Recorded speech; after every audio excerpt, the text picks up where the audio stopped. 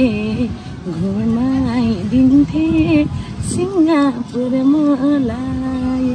एकदम रमाइलो हुँदो रहेछ। मेरो हङकङ यात्रा मात्रै होइन, मेरो करियरको पहिलो नै प्रोग्राम नै पहिलो इन्टरनेसनल साङ्गीतिक प्रोग्राम। एकदम त्यो रमाइलो हुँदो रहेछ। नेपाल जस्तो चाहिँ हुँदैन, मतलब नेपालमा भन्दा बाहिर एकदम धेरै अब छुट्टै अनुभव, छुट्टै रमाइलो। विदेशमा भए पनि यहाँ सबै नेपालकै मान्छे भेट्ने अनि ठाउँ एकदम रमाइलो फिल भएको छ। दिशा चाहिँ भिजिट थियो अनि यहाँ गोर्खा समाजको प्रोग्राम थियो। म स्पेसल त म भिजिटको लागि आएको थिएँ। एकदम करियरकै मेरो सबैभन्दा मलाई चिनाउन सफल गीत, एकदम धेरै चलेको गीत तिउला चिन युके लन्डनको। अनि त्यसपछिको अलि राम्रो भएको मेरो पुर्ख्यौली गाउँ मायारीमै बिरगोखारी लाउरीको तकमा छ ओइ साइडी। अनि अहिले भर्खर नयाँ बजारमा आएको अर्जुन सापकोटा अनि मेरो आवाजमा रहेको गीत सिङ्गापुर मलाई। मायालाई मैला नपाए घुमाइदिन्थे सिङ्गापुर मलाई।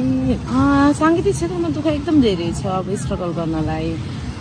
रातभरि हामी दोहोरीमा पनि काम गर्छ अनि दिउँसोतिर लाइभ दोहोरी हुन्छ, प्रोग्रामहरू हुन्छ, गाह्रो हुन्छ। हरेक मान्छेलाई आफूले गरेको कर्मप्रति म यो कर्म गर्छु भनेर लागेपछि त्यो कर्ममा सन्तुष्ट हुन सक्नुपर्छ।